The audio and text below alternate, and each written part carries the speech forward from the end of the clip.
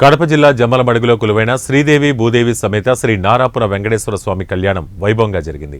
ఈ కార్యక్రమంలో మునుపెన్నడూ లేని విధంగా భారీ ఎత్తున ప్రజలు ఆలయానికి చేరుకుని కళ్యాణ మహోత్సవాన్ని తిలకించారు. భక్తులకు అసౌకర్యం కలగకుండా పెద్ద పెద్ద డిజిటల్ తెరల ద్వారా కళ్యాణం చూసేలా ఏర్పాటు చేశారు. ముఖ్య అతిథులుగా జమ్మలమడుగు ఎమ్మెల్యే ఆదినారాయణ రెడ్డి హాజరయ్యారు. స్వామివారి కళ్యాణం అనంతరం ఎమ్మెల్యేను టీటీడీ అధికారులు సత్కరించారు.